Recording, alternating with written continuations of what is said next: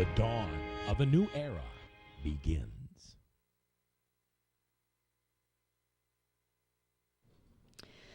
Good evening. Happy Tuesday. Welcome to License to Parent the Early Years. Tonight we are going to talk about money. Money. There's never enough of it, and when you have kids, there's always something to spend it on. And usually we spend it on our kids before we spend it on ourselves. So tonight we're going to talk about ways to save money, ways to generate more money, just topics that will help us be better prepared and financially stable when we actually need it when there's a hard time. We're going to be talking with Scott Edsel tonight, and Denise has also joined us, although she's going to be listening in for most of it and chipping in whenever she feels like it's necessary. And we're going to just start off with some topics from some newsletters, and we're going to go on from there. We will be back in just a couple of minutes, and then we'll get started. See you soon. From the RE/MAX Real Estate Concept Studios, this is Webcast 1 Live. Well, hi, I'm Rob Spearman. I'm a broker-owner of RE/MAX Real Estate Concepts in Des Moines, Iowa. Give us a call if you're looking at buying or selling a home, or if you're having trouble on your mortgage payments or looking to purchase foreclosures. We have the agents to help you, experienced, outstanding agents. Our office number is 515-276-2872. Or if you'd like to look at homes, go to our website, homeconnectusa.com. Get away from us, you mean old credit card. We don't have any more money. We're in trouble now. Save us! Help! Somebody save us! Somebody help! Help! Save us!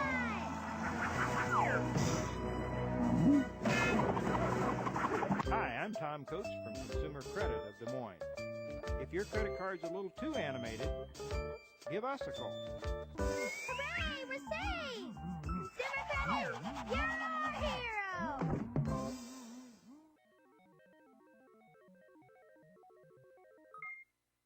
From the RE/MAX Real Estate Concept Studios, listen, watch, chat. This is Webcast 1 Live. Programs on webcast1live.com are brought to you in part by KDC Builders, building custom homes for how you live.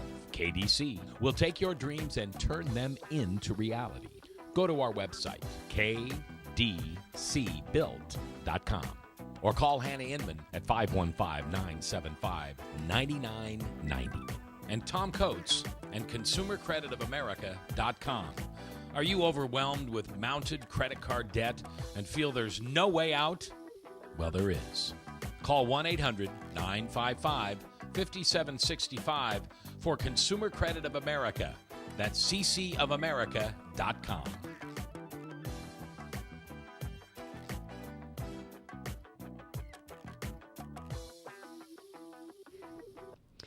Welcome back. Tonight we are going to talk about money. We have with us Scott Edsel, who works for, is it BDF, right? BDFS. BDFS? BDF Investments, actually. BDF Investments. There you go. So we're going to talk with him about some things out of a newsletter that he puts out. And if any of you want to sign up for the newsletter, we're going to give you that information in just a little bit. So Scott, tell us the first tidbit. Pick one out of there. Yeah, well, I got some interesting tidbits here. For one, for example, 6 in 10 Americans have changed their driving or spending behaviors in response to higher gas prices. Have you changed your habits? You know what? I have, actually. I did an interesting calculation when my friend Denise was looking for a job downtown, or she had a job downtown, was laid off, and then she was looking for a second job, trying to determine which job she wanted to take. We were doing the mathematics on how much gasoline she was spending just driving downtown from Waukee, where she lives. And we figured she was spending close to $5,500 a year driving downtown from Waukee and back, and which worked out to, when she was trying to determine wages, then she was able to, she actually asked for less and what or accept less if she needed to. in her new job when she was thinking about wages. So it can when you're thinking about it from different angles, a lot of different angles you can take that from.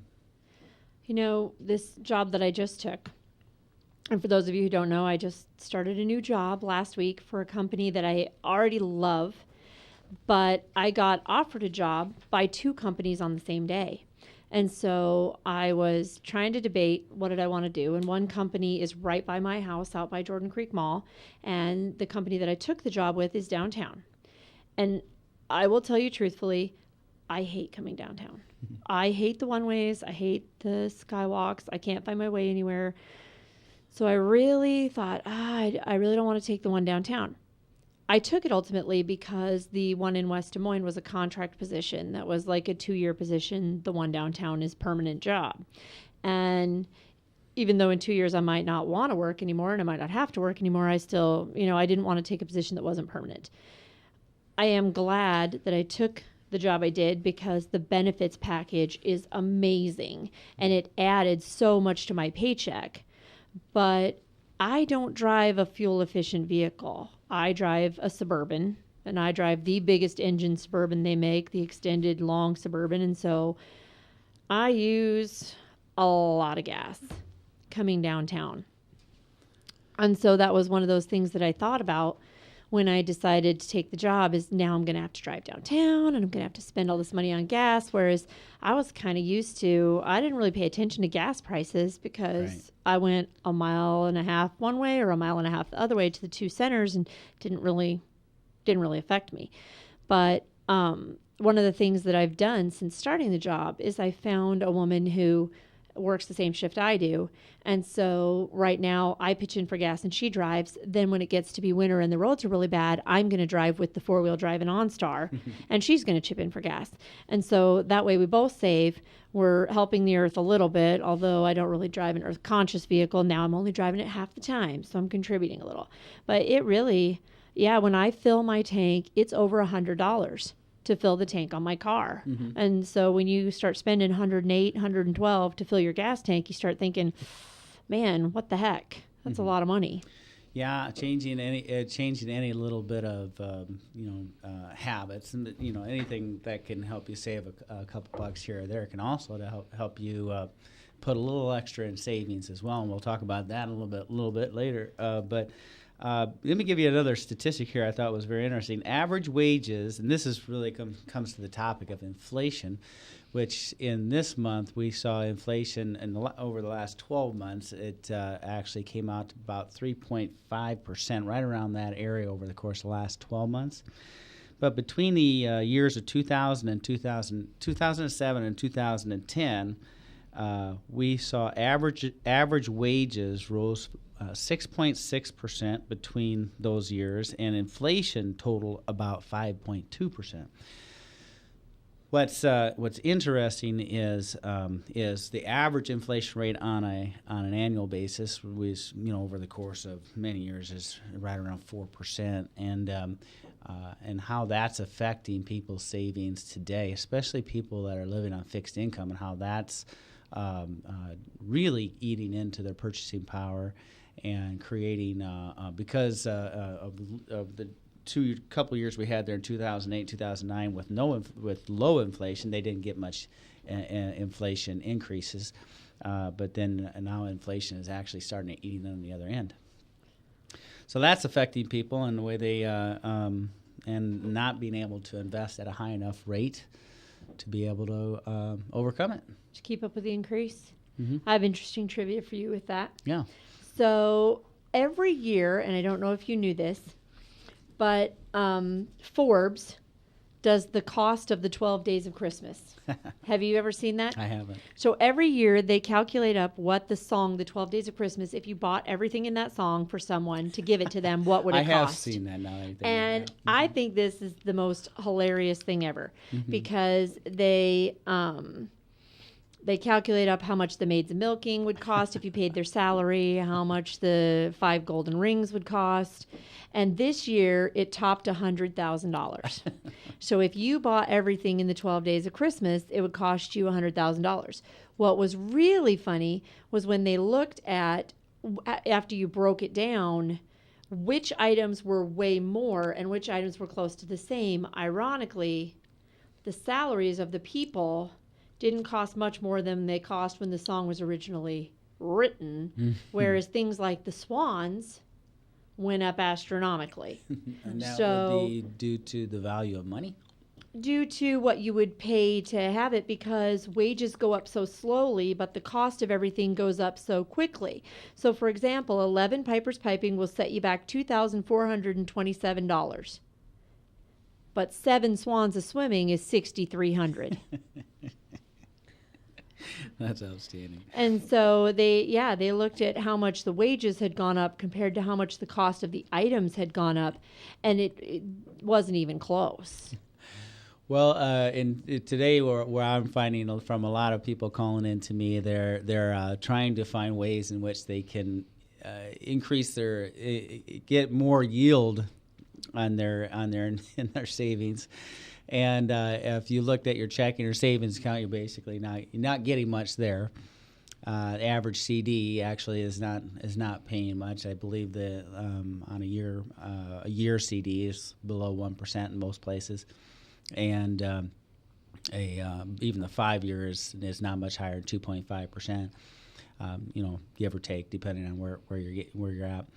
But whereas inflation going up at 3.5% over the last 12 months, obviously you can see you're losing 1% there, even on the 5 years. So it is a challenge for people because when they start trying to put money in savings and saving for a long period of time, or 12 to 15 or 20 years, when you start talking about college planning and saving for college, how much is that money going to buy? How much less is that money going to buy after 10 to 15 years of inflation? And you start to really understand that you need to be able to beat that inflation rate on an annual basis, if possible, as often as possible, so that you can maintain that purchasing power of your savings. Okay, so I always find it interesting to ask people. My parents always told me you pay yourself first, right? I wasn't very good at following that advice. I don't think very many people are. So when they talk about you pay yourself first and they talk about putting away in savings, the rule of thumb when I was growing up was that you put 10%. Every check you make, you put 10% back into savings, more if you can, but the bare minimum is 10%. So that every year you're accumulating a month's worth of wages in case you lose your job or whatever, times are tough and you have to live on your savings for a little while. Okay, so how many people on the average do you think put away 10% or more in savings? You know what? I think that's really directly correlated with the amount of people we have earning over a specific income. I think that the cost of living has gotten up to that point where if you're earning less than $40,000 a year, it's difficult to put away a lot of savings because the cost of living is pretty high. Are we talking wants or needs cost of living? Because you can live pretty cheap on a needs cost of living. True. Versus a smartphone and Nike high tops. True. Cost of living. And that is true. And yes, but I think obviously for the people that I'm dealing with, the higher income folks tend to have cash on the side, whereas lower income folks are putting most of their savings into their 401k. And lower income, I mean, anywhere from, $35,000 and lower, and higher income, anywhere from $75,000 and up, somewhere around through there. But but even with those people, I think most of the savings are ending up in 401ks and those sorts of things. So they are kind of paying themselves, assuming they work for somebody with a retirement plan. Now, those folks that are working for companies that don't have retirement plans, I don't run into a whole lot of those people who are saving hardly anything. So it's really, I think, it's been my experience that if you're working for a company that has some sort of retirement plan, you're putting something away, and at least it's something. 10%, I'm not sure. And you should take whatever Typically, your it wouldn't be company will 10%. match. You should take at least what they'll match. Absolutely. Like No. my new employer matches 6%. Right. So I should definitely take the 6%, which is what I marked yesterday. So I Absolutely. thought you'd be proud of me. Yeah. I marked my 6% and said, "You go right ahead and match it." Yeah, there is a couple rules or a couple different schools of thought on that. Definitely take the match, because that is free money, and you're going to want to get all of that you can. Leaving anything off to the side on that doesn't make any sense at all. After that, you have to then make a decision. If you want to save more, do you want to put more into your 401k? Or do you want to open up another source of retirement, savings account, like an IRA, a Roth, or something along those lines? Because you can do both.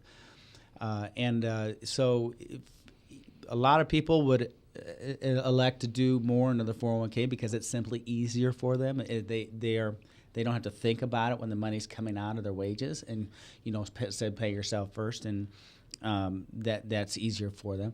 Other people like to open up IRA accounts for extra because it allows them more diversity and more control. Gotcha. So when you talk about savings, obviously if you're a single person and you're saving for yourself, then the 10% might be adequate. Once you are married and having children, and you're looking at down the road braces, college, a wrecked car, whatever the case may be, there's going to be things that come up. Now, you're going to need to put away for that as well. So is there a rule of thumb for how much, or is it just determined strictly by, I bet there's a lot of factors that come into it, whether or not you're planning on paying for the college, or you're planning on having the child pay for college, those kind of things. But how much more should parents with children put away? Should they double it? Should it be more than that? I'm going to give you a minute to think about that one, because I'm getting the yellow light. So we're going to have some sponsor messages, and we'll be back in just a couple minutes. From the RE/MAX Real Estate Concept Studios, this is Webcast 1 Live. Well, hi, I'm Rob Spearman. I'm a broker-owner of RE/MAX Real Estate Concepts in Des Moines, Iowa. Give us a call if you're looking at buying or selling a home, or if you're having trouble on your mortgage payments or looking to purchase foreclosures. We have the agents to help you, experienced, outstanding agents. Our office number is 515-276-2872. Or if you'd like to look at homes, go to our website, homeconnectusa.com. Get away from my Sumito credit card. We don't have any more money. We're in trouble now. Save us! Help! Somebody save us! Somebody help! Help! Save us!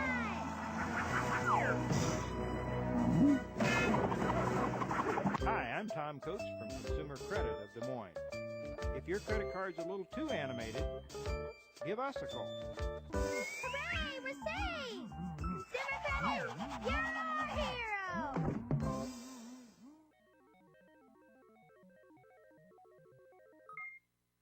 From the RE/MAX Real Estate Concept Studios, listen, watch, chat. This is Webcast 1 Live.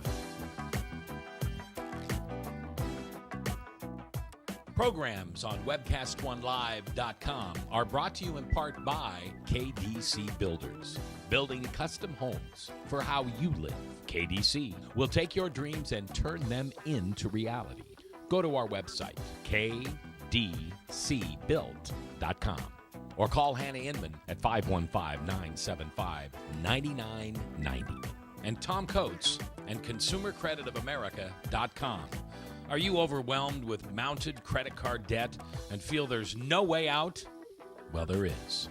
Call 1-800-955-5765 for Consumer Credit of America. That's ccofamerica.com.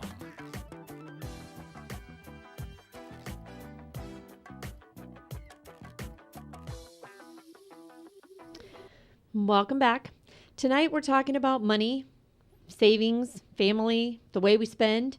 We were talking about the 12 days of Christmas, and we were just looking, and it looks like the maids of milking, 8 maids of milking at minimum wage was $58, same as in 2009. So the wages didn't go up at all, but the 7 swans of swimming went up 12.5%. So that gives you an indication of the cost is going up way faster than the income. And we got to talk about how are we going to put enough aside to get the kids to full grown. And I mean, for some families, even 1 or 2 children can be intimidating.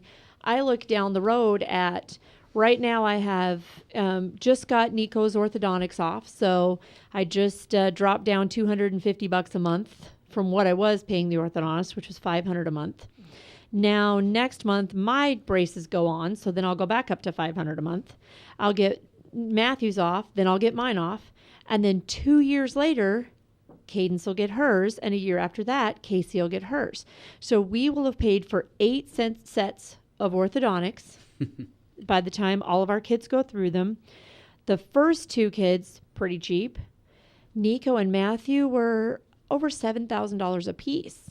And our insurance only covered $1,500 a piece. And so, I just took dental insurance at the new job so that we can be double insured to save some on the next 2 sets, because it's crazy, the cost of everything. So if you're looking down the road at even 2 kids, by the time you account for preschool, then you account for the cost of school and education and playing sports or being in cheerleading or being in drama, and then you get on to college. And it just, I don't think the parents could look ahead at all of it realistically without going into a depression for like a week.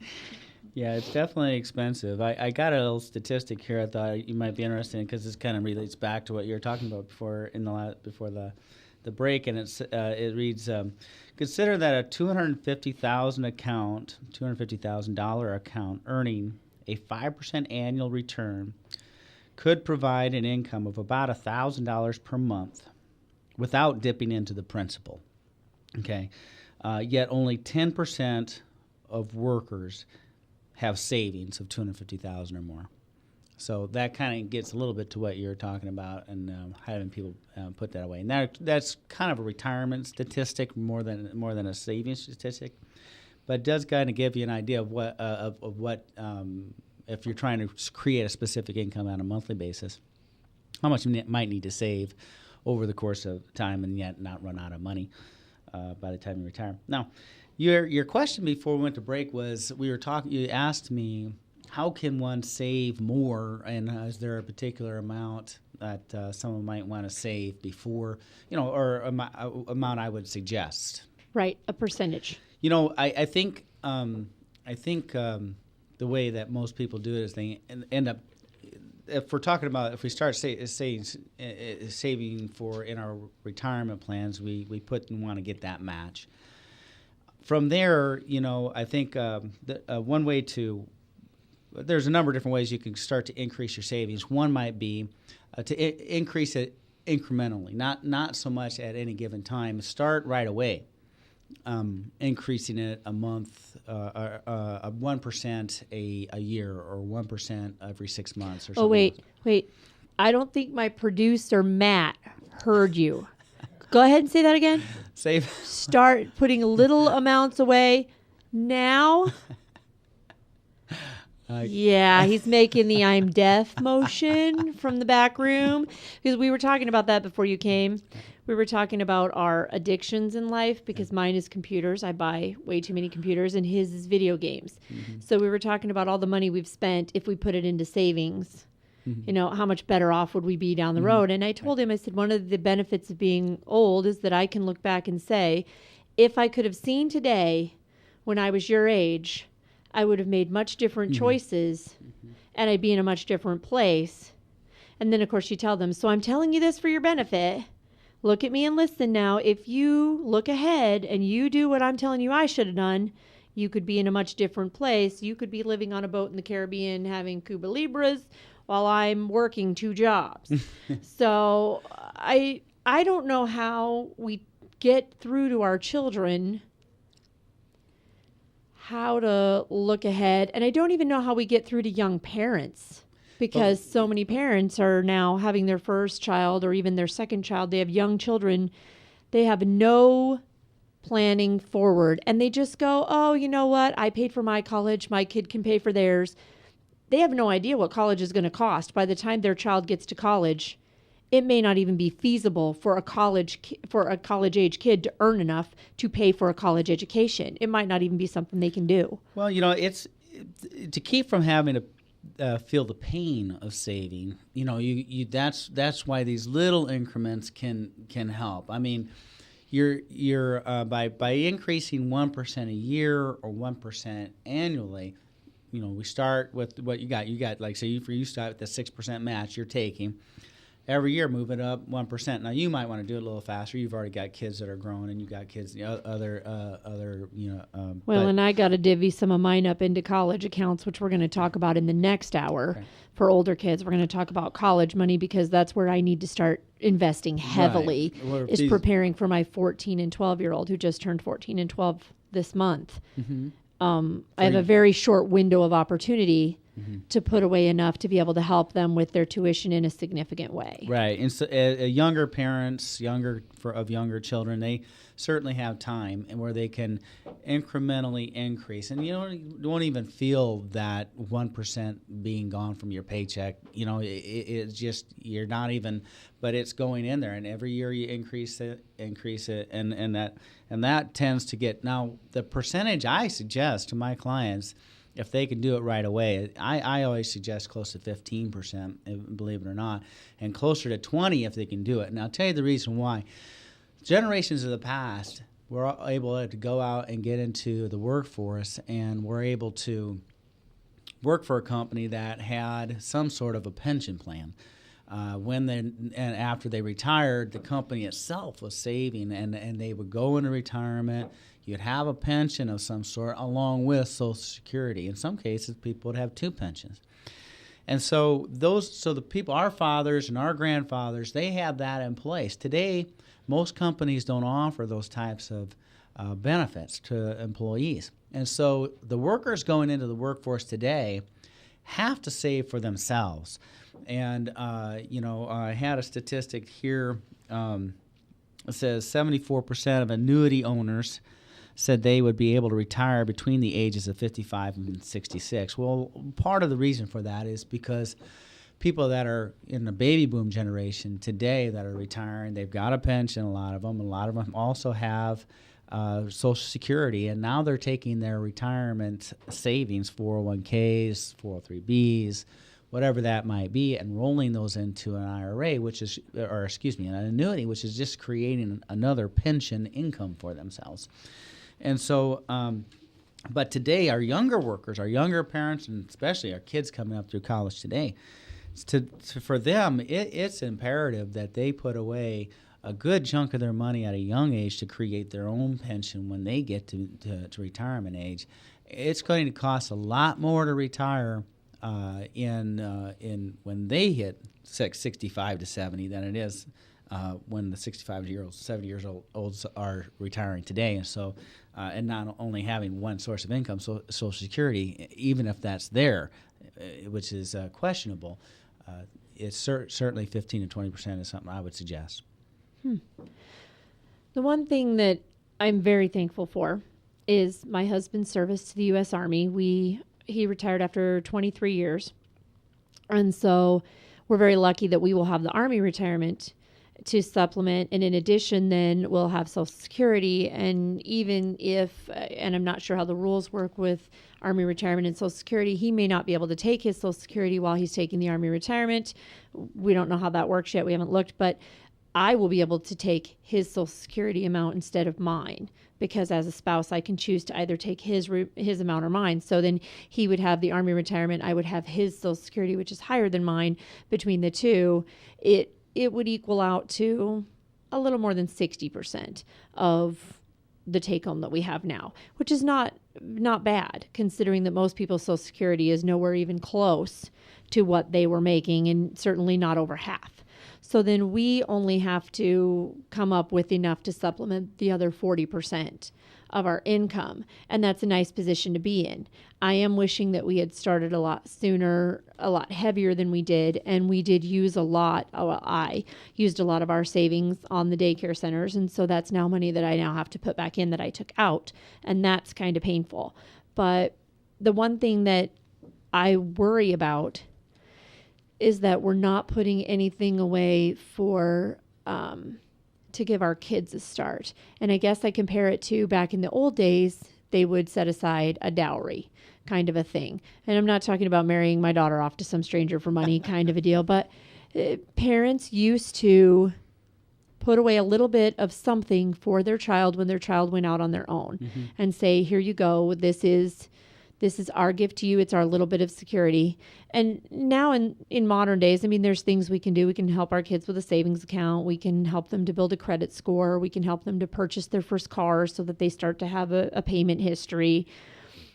But it would be nice if we could start our kids out in life with, here's the money for your tuition for school so you don't have to go into debt with student loans. What I'm giving you is a debt-free start. I'm giving you an ahead so that, because otherwise I feel like kids go to college and they get out and all they spend their money on is the repayment of the debt to go to school. They can't plan for saving for the future because they're too busy paying off the debt that they've accumulated in the past, and they're barely old enough to drink and they already have thousands and thousands of dollars in debt. And I feel like that's wrong. Right. It's difficult. I think that you do have to come down into, you do have to have that real, to be able to separate your wants and your needs. And there's a lot of people out who have a difficult time with that, and especially after having so many years of good economic times where money flowed fairly freely. In the last few years, obviously, things have been tightened up quite a bit, and people have lost jobs and those sorts of things, and made it a little bit more difficult on people. Another point I wanted to make about trying to save more and getting back to that. And another way people can do it is, you get used to living on a certain wages that you're currently making. And the more you make, the more your bills go up. True. Isn't that true? Yeah, and if you can learn to tighten your belt on those wages, if you receive some sort of a pay increase. Now that pay increase, if you can divert that towards either savings, retirement, college funding, something along those lines, that's another way that you can create a little bit of a savings account that, and it doesn't take a lot of money over the course of time with compounding interest and those sorts of things. You would be surprised at how fast you can grow that money. Certainly, you mentioned earlier making payments to yourself. I mean, heck, when I was a young man, when I first got my first job, I started. What I did was I had a bill. I still do the same thing. I keep all my bills in a tin, and every month that comes around to make those payments, I slip a little paper in there. It's a bill to myself, basically, that says, pay $100 to a particular fund. And I write out a check just as I'm writing out the rest of my bills, and I do it on a monthly basis and send it off to my savings, and it goes into it. So see, and it would have to come out of my check before I ever got my check, because when you have kids, and Denise, this is true. When you have kids, you always spend on your kids first. So when you get that paycheck, there's always, Cadence needs new snow boots, Nico needs new pants for school. It's time to get you know what I mean? There's always a list of things that are not, and they're not wants, they're needs. Kids need snow boots to go to school. So the only way that I can do it is if I don't ever actually have it in my hand. That is the best way. If I could have it so that every bill I had just came straight out of my paycheck and went to whoever it was owed to, and then the rest of it just came and here's your blow money, for lack of a better word, I'd live the good life. Right. I really would. All right. We're going to take another commercial break, and we'll be back in just a few minutes to talk about putting away. From the RE/MAX Real Estate Concept Studios, this is Webcast One Live. Well, hi, I'm Rob Spearman. I'm a broker-owner of RE/MAX Real Estate Concepts in Des Moines, Iowa. Give us a call if you're looking at buying or selling a home, or if you're having trouble on your mortgage payments or looking to purchase foreclosures. We have the agents to help you, experienced, outstanding agents. Our office number is 515-276-2872. Or if you'd like to look at homes, go to our website, homeconnectusa.com. Get away from my Sumito credit card. We don't have any more money. We're in trouble now. Save us! Help! Somebody save us! Somebody help! Help! Save us!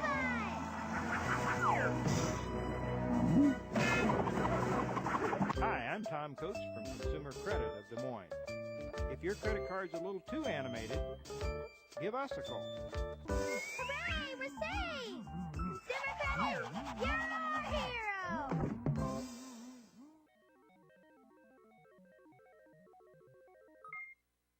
From the RE/MAX Real Estate Concept Studios. Listen, watch, chat. This is Webcast 1 Live. Programs on webcast1live.com are brought to you in part by KDC Builders. Building custom homes for how you live. KDC will take your dreams and turn them into reality. Go to our website, kdcbuilt.com, or call Hannah Inman at 515-975-9990. And Tom Coates and ConsumerCreditOfAmerica.com. Are you overwhelmed with mounted credit card debt and feel there's no way out? Well, there is. Call 1-800-955-5765 for Consumer Credit of America. That's ccofamerica.com.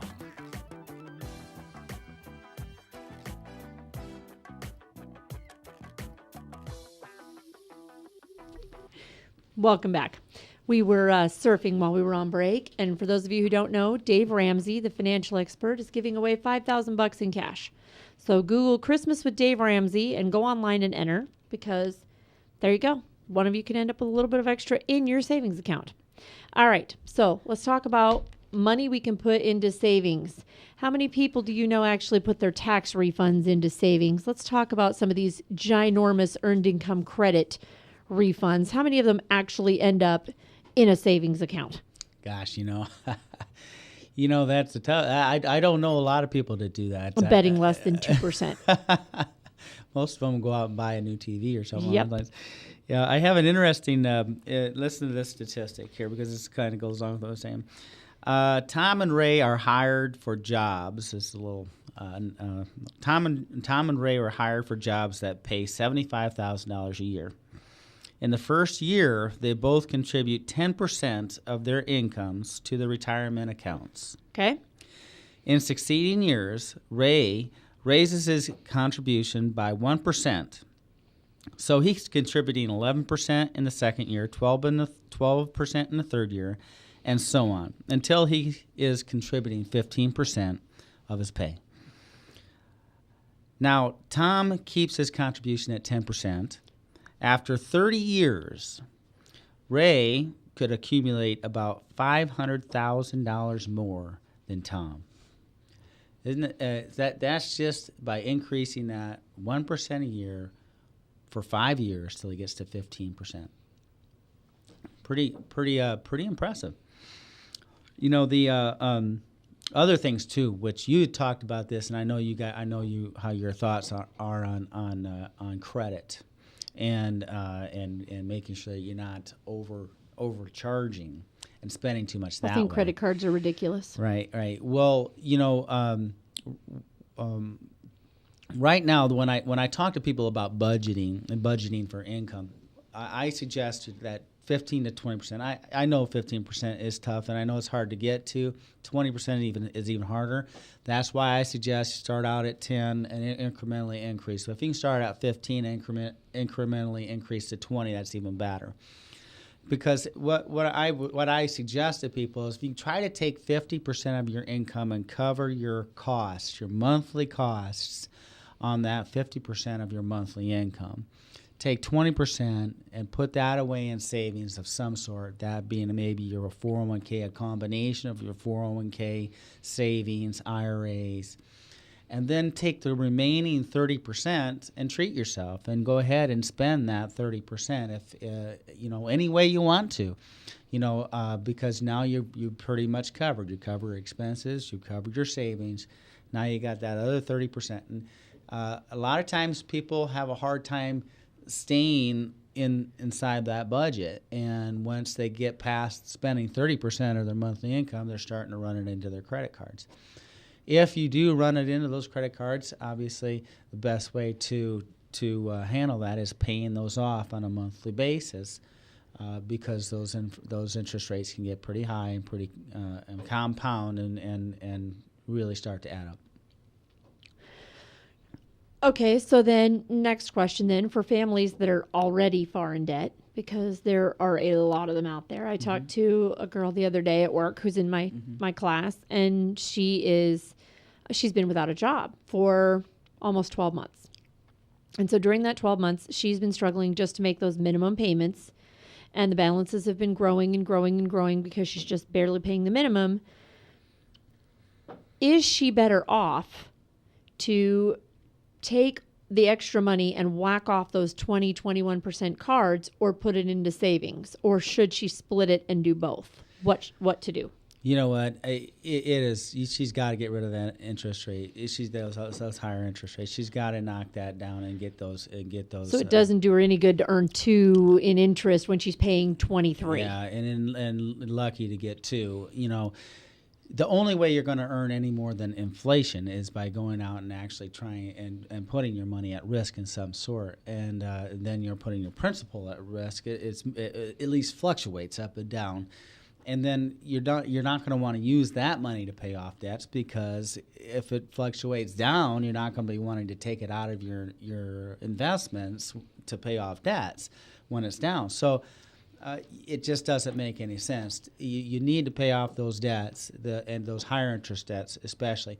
Now, if you can get your debt into a situation where it is earning less than what you can earn in some sort of an investment, then it can make a little bit more sense to keep some debt on hand. Let's take, for example, a mortgage of some sort. You might be able to carry a mortgage at 4%, but yet invest your money and make 6 to 7%, and hence it might make more sense to actually invest your money at that point rather than paying off that debt. But when you're talking about high credit interest of 19, 20, 30% in some cases, that has got to go before you can start saving any penny one.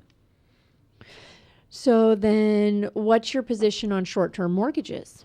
Because one of the things that my husband and I have in our long-term plan is that when we bought our house down by Browns Woods, which the city then eminent domained, we took a 15-year mortgage instead of a 30. It made our payment considerably higher, so it made money tighter now, but by the time our daughter hits junior high, that house is paid off, and we've been, now that it's a rental property, every 2 years that renters are in there pays off a fifth of our mortgage. Mm-hmm. And so for us, we felt like the pinch now was worth it, because if we took what we would pay for that house, paying it out over 15 versus paying it out over 30, the savings, the amount of money that we didn't give to the mortgage company was amazing. Mm-hmm. It was, a third, maybe like 30% we saved. Right.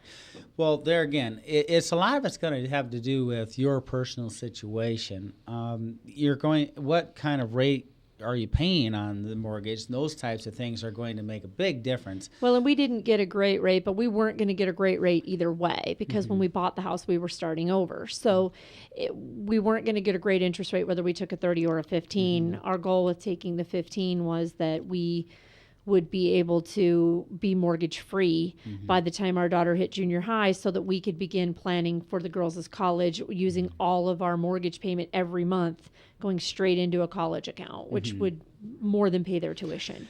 Right, and I agree with that. I agree with that theory. The only way I would say, not to do something along those lines is if your mortgage rate, so we have seen mortgage rates at 3%, 3.5% for some people. Yeah, not that low. Yeah, and that's pretty low. I mean, you can beat that in with your investments. when you start getting higher rates, most home mortgages in the past have been 5, 6, 7%, and it's hard to beat that in your investments on an average basis, without putting a lot at risk. And so it just makes sense to pay down that home as fast as you can. And then do like you said, just go ahead and start using that same amount to go right into a college savings plan for the children after they get that mortgage paid off. Another aspect to that is a lot of people like to have their homes paid off before they enter retirement, so they're not paying that mortgage when they're moving into they're living on a fixed income. Well, and if we pay our mortgage off before we hit retirement, we can more than comfortably live on the 60% that we'll have of our regular income. So we wouldn't even need to worry then, because we could live on the Army retirement and the Social Security. If we didn't have a mortgage, we could live on those very comfortably. So that is a good reason to get it paid off and done. Now, the house that we bought when the city eminent domained our original house, the house that we bought and moved into, we took a 30 on that one because it was considerably more expensive. Eventually, when we pay off this one, or sell it, which we plan on doing sometime in the spring, then we're going to take all of that money and start doubling up on the house that we're living in to get it down to a 10 to 15. Because we'd like to, no matter what house we're living in, by the time, we'd like to have it paid off before we even are thinking about retiring. And we have quite a ways to go before we retire, because neither one of us could stay home all day without losing our mind. So we'll be working probably well into our 70s because we just aren't going to want to sit down and stop working. We won't have anything to do. But as I look at all the people around me, and I talk to people every day about money because it kind of fascinates me. I've never been great about saving. I've never been great about looking at the future. And now I see this whole picture that I wish I'd have seen when I was 20 before I got married so young, and I had children so young. I mean, I was married at 18. I had my first daughter right after my 20th birthday. I had my son right after my 21st birthday. And from then on, it was just a continuous, I went to being a single parent, starving, making not very much money, having no child support and no help from anybody else, having to make it on my own. So during that period of time, not only did I not save, but I barely put food on the table. And then I met my current husband, and we got married. Well, he had been used to always having an excess. Well, all of a sudden then he had a wife and 2 more kids than he had before. Then I entered a custody battle with my ex, which cost over $35,000. There went a big chunk of savings. We then moved to Iowa, where we then got into a big custody battle with his ex, which cost us another $50,000. And so sometimes things that you don't even see coming, can cost you so much money that any savings that you did have is immediately gone. That was when I learned about legal insurance that I am very glad that I now carry. But, I just wish when I was 20, I could have looked back and said, 10%. Every week, every month, 10% is going back to me. Because then I wouldn't have struggled when I left my first husband. I would have been able to support myself and my 2 children without having to worry about the lights being shut off. I would not have to worry about the college tuition that I now have with 2 kids, that I look at their college tuition every year and go, God, I would like to pay it all so they don't have student loans. But when you're looking at the Colorado School of Mines, for my daughter, tuition was $38,000 a year. That's a tremendous amount of money. It's more than a lot of Americans make. And so I would have had to have started when I was 20 to save enough to pay for the education she's getting. Right. And unfortunately, I think there are a lot of people out there probably listening to us saying, it's not, I'm not able to. It's just not enough money there at the end of the month. Do you really believe that? Well, this is my thought. This is what I tell people, because I do have this discussions a lot of time. I'm like, think about your day. Document what you spend your money on. I mean, when you're driving down the road, I'll take myself, for example. I like to work out, and after my workout, I like to go to the Quick Trip, and I like to go in it. I like to buy my banana, coffee and thing, and it cost me about $3, and then I jump in my car and head home, and I'm buying a $1 movie every night or something like that, and those little expenses, if you document them, they add up, and if you can just cut out one at a time. And I know how difficult it is because you're changing habits. And anytime it comes to changing habits, that's a difficult thing to do. But put a picture of the college up there on a bulletin board. Put a picture of your child next to that college and the number $33,000 a year, that it's going to cost today to send them off to college. Yep. Now think what in 20 years it could be 60. And if that's the case, plaster that on a board, and that'll help you change your habits. But taking that little bit of money and trying to divert that, whatever that might be, add it up, do the math. It might be $100 a month. Take that $100 a month and cut those expenses out, and it adds up fast. Yeah. All right, so give us another tidbit. Okay. And then I'm going to give us a list. Okay. Okay, here, let me see. 1/3 of U.S. households have both an IRA and an employee-sponsored retirement plan. So that's a little bit more about what we were talking about. And the reason, let me give you reasons, too, for that. In your retirement plan supplied to you by your employer, a lot of times you're being put into a situation where you have to invest in mutual funds. A lot of times it's invested in one particular investment company, such as, well, I don't want to name the companies, but it could be any particular mutual fund company out there. A lot of times the plans aren't very diversified. I mean, you have a large cap, a mid cap, a small cap. You might have a fund to funds in there or something along those lines, but not very diversified. So you're not having a whole lot of choices to put your money. And in that particular case, you come along in 2007, 2008, where you've got all of your money into one of these 401ks, as that's where most of Americans save their money, is in 401ks. Mm-hmm. And they may have $1 million in that 401k, and December 2007 hits again in our future, and it drops 50%. Guess what? You're not retiring next year. You're retiring in 2 years or 3 years or 4 years, and it happened to millions of Americans.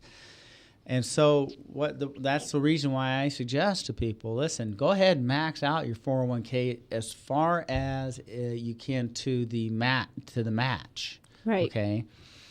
But then from there, if you're going to save 10% or 15%, as long as you're not underneath the salary caps, the salary, you can open up an IRA or a Roth and put that money in there. It allows you to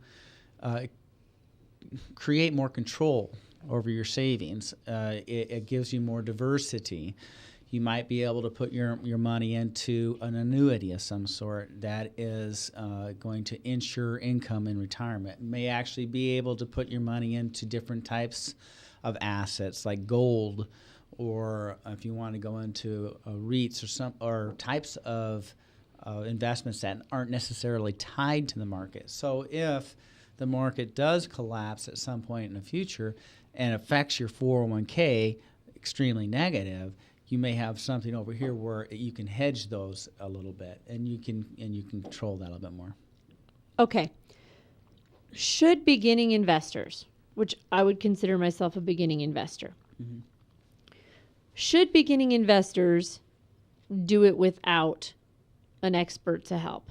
Because I see all this stuff now about go on to TD Waterhouse or TD AmeriCorp, whatever it's called now, and you can go online and open an account and start trading stocks today. I would be more than dangerous if anybody gave me money to open an account online. Do you know what I mean? What are things that beginning investors should stay away from? What should we not do? Okay. Well, it's kind of a you got kind of a rock and a hard place there for beginning investors, because there aren't a lot of professional advisors that will take on, low or beginning investors with the smaller amounts, and so if they are looking for advice, there are a number of different ways they can get them. If you can open up your IRAs, smaller IRAs, and those types of things directly into the investment companies. They all will have some sort of in-house advisor, something along those lines. For example, a TD Ameritrade would have something along those lines, and you can utilize that advisor in-house to work with. If you, however, I work with my clients' children. For example, my clients will come to me and say, "Hey, would you work with my children on how to, save?" We've talked this about a lot of the money lessons. We just did that. Well, that's where I'll get into a lot of conversations about saving, budgeting, how to save, what types of investment vehicles they might want to utilize to get going. A lot of people are surprised to realize it only takes a good $250 to get started, and you don't have to put any more than $50 away on a monthly basis to start building your retirement funds. Can you still do penny stocks? You know what? I don't. Or are they a thing of the past now? You can't do them inside of IRAs. Well, no, I meant with kids to teach them about money. Well, you can buy stocks. It wouldn't necessarily have to be penny stocks. You can buy one share for $25, or you can buy one share for $5. Yeah. Depending on share. I think it's an awesome idea. When I was younger, how I got started in investing was I was about 12 years old, and my father pulled me aside and he said, "Well, I've been putting money in a custodial account," which is another savings account we haven't talked about yet. And he said, "I've been choosing stocks and being put in there, and it's time for you to learn how to choose them, how I choose them, and from now on out, when there's cash there, you're going to be picking the stock." And so, that's cool. And so from about the time of 12 to 13 years old, I've been picking my own stock and learning, and he taught me a very specific way to do it. It still works today, and he's done tremendous in his investments, and it's working in mine. Yeah, so you're going to have to teach my children this trick. All right, we're going to take a commercial break, and then we're going to come back to licensed parent school age years. And tonight on the school age years, we're going to talk about money for college and how to pay for that almighty education. We'll be back in just a few minutes. From the RE/MAX Real Estate Concept Studios, this is Webcast One Live. Well, hi, I'm Rob Spearman. I'm a broker owner of RE/MAX Real Estate